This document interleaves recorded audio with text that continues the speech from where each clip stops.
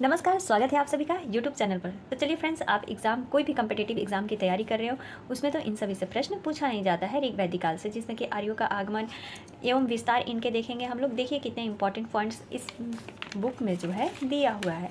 तो इनके धार्मिक जीवन को हम लोग देखेंगे कि इनका धार्मिक जीवन कैसा था, आर्थिक जीवन कैसा था, राजनीतिक, सामाजिक, मतलब सभी पहलुओं पर हम आज इसको डिस्कस करेंगे। तो चलिए बढ़ते हैं अपने टॉपिक की तरफ। और कल अगर आप लोग नए हैं, वीडियो पसंद आ जाती है तो प्लीज़ लाइक एंड शेयर ज़रूर करें।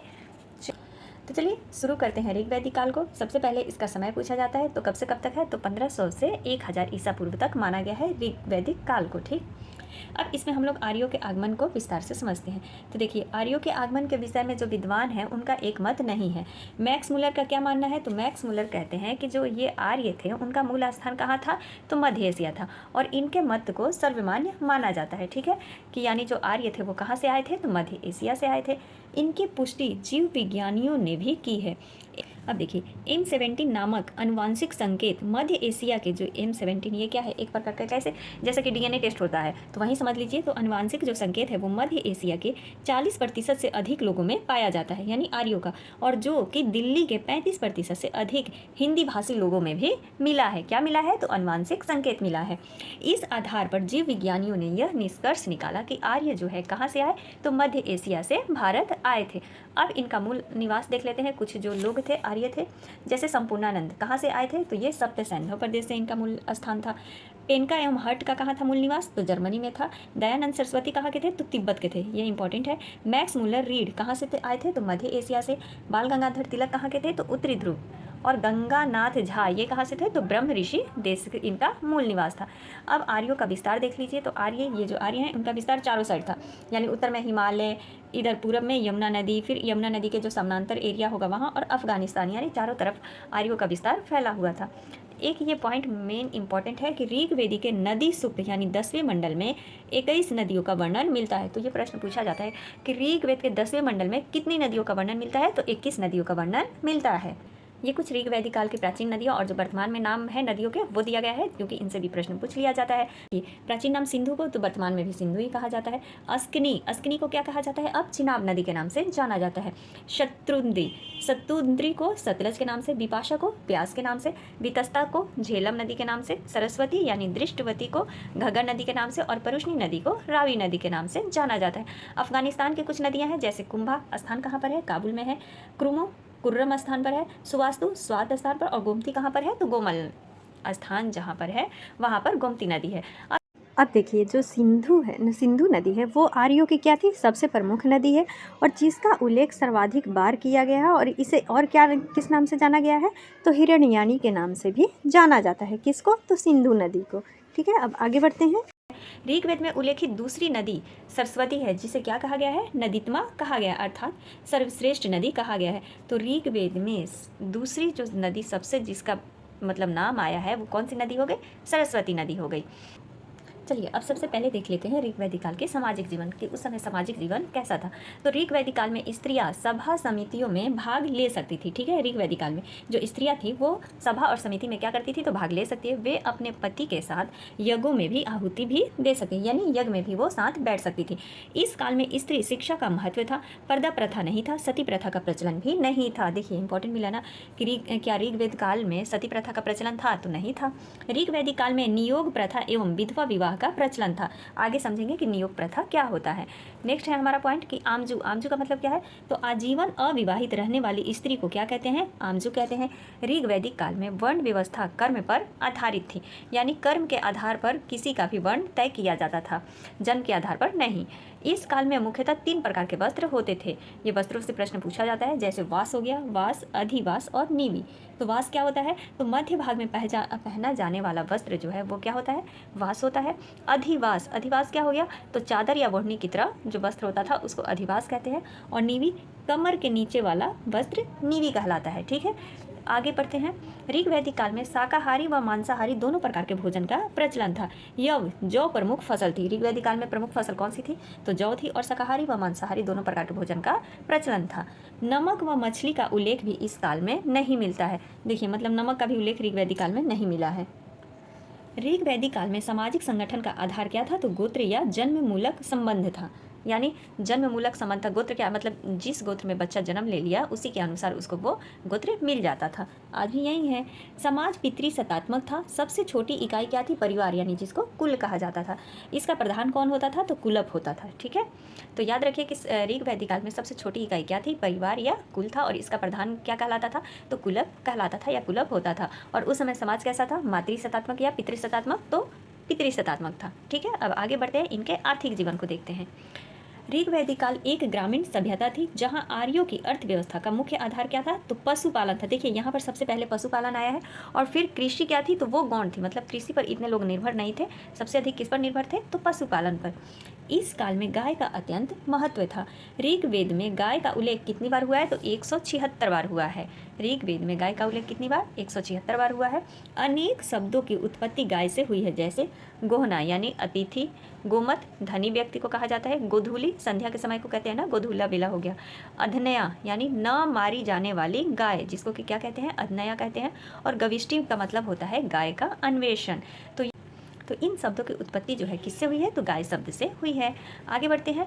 ऋग्वेद में कृषि की चर्चा केवल 24 श्लोकों में की गई है।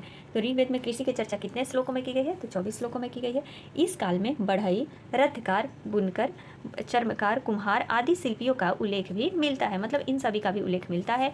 अयस्क शब्द का प्रयोग तांबे या कांसे के अर्थ में होता था। अयस्क, आजकल आज भी तो लोग बोल ही देते हैं कि अयस्क है, तो अयस्क का प्रयोग किसके लिए होता था? तो तांबा और कांसे के लिए होता है। चलिए अब इनके हम लोग राजनीतिक जीवन को देख लेते हैं। ऋग वैदिक काल का राजनीतिक जीवन कैसा था।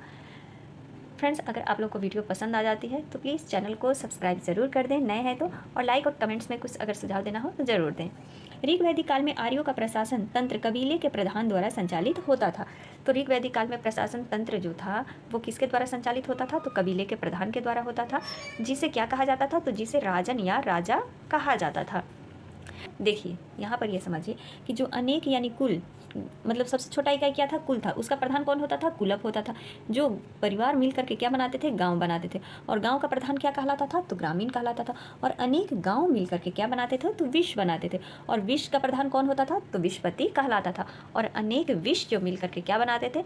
जन बनाते थे, जिसका प्रधान क्या कहलाता था? तो राजन या राजा कहलाता था, या इनका निर्माण होता था। ठीक है, यहाँ पर हो गया। अब आगे बढ़ते हैं। लोग कबीले के अंग थे, क्योंकि उन दिनों राज्य क्षेत्र या राज्य स्थापित नहीं हो पाया था। इसीलिए ऋग्वेद में जन शब्द का उल्लेख कितनी बार किया गया है? तो 275 बार हुआ है। ऋग्वेद में जन शब्द का उल्लेख कितनी बार हुआ है? तो 275 बार हुआ है। तथा जनपद यानी राज्य क्षेत्र शब्द का प्रयोग कितनी बार हुआ है? तो वो एक बार भी नहीं आया है। ठीक है, जनपद शब्द का प्रयोग एक बार भी नहीं हुआ है।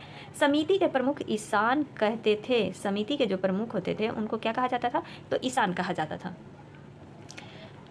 ऋग वैदिक कबीलों या कुलों के आधार पर कई संगठन थे, जैसे सभा, समिति, विदत या फिर गण। ये सब क्या थे? तो ये कबीलों के आधार पर उनके संगठन होते थे। सभा हो गया, समिति, विदत और गण। ये संगठन विचार विमर्श करते थे तथा सैनिक एवं धार्मिक कार्य भी देखते थे। कौन? तो ये जो सारे संगठन थे वो। अब आगे है कि सभा और समिति इतने महत्वपूर्ण थे कि राजन इनका समर्थन पाने के लिए क्या रहता था? बेताब रहता था। ऋग्वेद में वर्णित बलि राजा को दिया जाने वाला स्वैच्छिक कर था। बलि क्या था? तो राजा को दिए जाना, मतलब अपनी इच्छा पर यह कर था, अपनी इच्छा के अनुसार दिया जाने वाला यह क्या था? कर था, जिसको क्या कहा जाता है? बलि कहा जाता है। दैनिक प्रशासन में राजन की सहायता के लिए पुरोहित सबसे महत्वपूर्ण अधिकारी होता था। इस काल में वशिष्ठ एवं विश्वामित्र दो महान पुरोहित हुआ करते थे। तो देखिए, वशिष्ठ और विश्वामित्र किस काल के हैं? तो ऋग्वैदिक काल के ही हैं महान पुरोहित। वशिष्ठ रूढ़िवादी थे एवं विश्वामित्र क्या थे? तो उदार थे। ठीक है, सेनानी, ग्रामीण, ब्रजपति, अन्य अधिकारी भी थे। किसमें? तो ऋग्वैदिक काल में ये सारे क्या थे? तो अन्य अधिकारी थे। अब हम जान लेते हैं थोड़ा सा कि जनजातीय जो संघर्ष था ऋग्वैदिक काल में वो किस प्रकार से हुआ। तो चलिए इसको समझते हैं, और उसके बाद फिर हम लोग देखेंगे धार्मिक जीवन को। ये 2-4 पॉइंट है, इसको देख लीजिए कि गंडक को सदा नीरा के नाम से जाना जाता था। ऋग्वैदिक काल में जो गंडक है उसको किस नाम से जाना जाता था? तो सदा नीरा के नाम से जाना जाता था। शतपथ ब्राह्मण में नर्मदा नदी का वर्णन है, जिसे रेवतरा नदी कहा जाता था। तो याद रखिए कि शतपथ ब्राह्मण में नर्मदा नदी को रेवतरा कहा जाता था और गंडक को सदा नीरा कहा जाता था ऋग्वैदिक काल में। ऋग्वेद में समुद्र का तात्पर्य एक बड़े जल राशि के जमाव से है, न कि आधुनिक सागर से। मतलब आजकल हम लोग क्या कहते हैं? सागर कहते हैं, लेकिन उस समय क्या माना जाता था? जल राशि का जमाव माना जाता था। ऋग्वेद में मरुस्थल के लिए धन्वे शब्द का प्रयोग किया जाता था। किस शब्द का? तो धन्वे शब्द का प्रयोग किया जाता था। चलिए अब इनके संघर्ष को देख लें। तो ऋग वैदिक आर्यों का संघर्ष स्थानीय जनों जैसे दास दस्युओं आदि से हुआ। ठीक है, ऋग्वेद के अनुसार भारत वंश के जो राजा दिवोदास ने संबर को हराया था। कौन से राजा? तो भारत वंश के राजा दिवोदास थे, जिन्होंने किसको हराया? संबर को हराया। यानी यहाँ दास शब्द दिवोदास के नाम में लगता था, लगा है ना, दास। ऋग्वेद में वर्णित दस्यु इस देश के मूल निवासी थे और आर्यों के जिस राजा ने उन्हें पराजित किया था वह कौन था? तो वह था त्रसदस्यु कहलाए। जिन राजाओं ने, यानी आर्यों के जिस राजा ने उन्हें पराजित किया था वो क्या कहलाया था? तो त्रसदस्यु कहलाया। यह राजा दासों के प्रति उदार था, परंतु दस्युओं का क्या था? शत्रु था। यानी ये एक प्रकार के क्या थे? दस्यु। तो ये दस्यु कौन थे? तो स्थानीय लोग ही थे, जन था। ऋग्वेद में दस्यु हंता का उल्लेख बार बार मिलता है, परंतु दास हत्या का नहीं मिलता है। यानी दस्यु हंता का उल्लेख मिलता है, लेकिन दास हत्या का उल्लेख नहीं मिलता है। परंपरा के अनुसार आर्यों के 5 कबीले यानी जन थे, जिन्हें पंचजन कहा जाता था। भरत और त्रित्सु आर्यों के शासक वंश थे। भारत वंश और 10 राजाओं के बीच परुष्णी नदी के तट पर दसराग्य युद्ध हुआ था। तो देखिए, ये पूछा जाता है ना कि जो दसराग्य युद्ध हुआ था वो किस नदी पर हुआ था? तो परुष्णी नदी पर, जो कि आजकल क्या कहा जाता है? इस नदी को रावी नदी कहा जाता है। ठीक है, नदी पर हुआ था। इस युद्ध का वर्णन ऋग्वेद के 7वें मंडल में मिलता है। तो दसराग्य युग का वर्णन जो है किस मंडल में मिलता है? तो 7वें मंडल में मिलता है। इस युद्ध में आर्यों के राजा सुदास थे एवं अनार्यों के राजा कौन थे? तो भेद थे। ठीक है, आगे बढ़ते हैं। देखिए, अब यहाँ पर देखिए कि जो पराजित जन थे उनमें पुरुजन सबसे महान था, और बाद में जो भारत और पूर्वों की मित्रता के बाद इसके बाद क्या होता है? तो कुरुवंश की स्थापना हो जाती है। ये दोनों मिलकर के क्या, किस वंश की स्थापना करते हैं? तो कुरुवंश की स्थापना करते हैं। चलिए अब इनके धार्मिक जीवन को देख लेते हैं। देखिए, तो वैदिक ग्रंथों में कुल 33 देवताओं का उल्लेख मिलता है। ठीक है, ऋग्वैदिक काल में कितने देवताओं का? तो 33 देवताओं का उल्लेख मिलता है। ऋग्वेद में सबसे अधिक प्रतापी देव इंद्र थे, जिन्हें पुरंदर कहा गया, यानी किला तोड़ने वाले, या वृत्रहंता या सुमापा भी कहा जाता है। तो ये सारे नाम याद रखने हैं। इंद्र पर 250 सूक्त है। इन्हें बादल का देवता भी माना गया है। किसको? इंद्र को, जो वर्षा देता है। ऋग्वैदिक देवताओं में दूसरा स्थान किसका आता है? तो अग्नि का आता है, जिन पर 200 सूक्त है। ठीक है, अग्नि ने देवताओं और मानवों के बीच मध्यस्थ का काम किया था। आगे बढ़ते हैं। तो तीसरा स्थान किसका आता है? तो वरुण का है, जो जल या समुद्र के देवता माने जाते हैं। उसे प्राकृतिक संतुलन का रक्षक भी कहा गया है।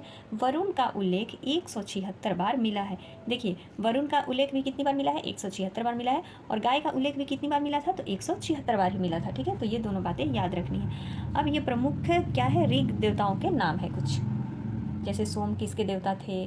तो सोम देवता किसके थे? वनस्पति के देवता को क्या कहा जाता है? सोम कहा जाता है। आंधी के देवता को मरुत। प्रगति एवं उत्थान की देवी किसे माना जाता है? तो उषा को माना जाता था। पशुओं के देवता किसको माना जाता था? तो पूषण को। और अरण्यानी, अरण्य का मतलब ही होता है जंगल, तो ये जंगल की देवी हो गई। धौ किसको माना जाता है? तो आकाश के देवता को क्या कहा जाता था?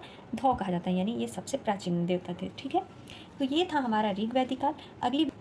अगली वीडियो हमारी होगी उत्तर वैदिक काल की, और उसमें भी हम लोग राजनीतिक, सामाजिक, इन सभी को देखेंगे कि उत्तर वैदिक काल में समाज कैसा था। मिलते हैं अगली वीडियो में, तब तक के लिए आप सभी का दिल से धन्यवाद। Thank you.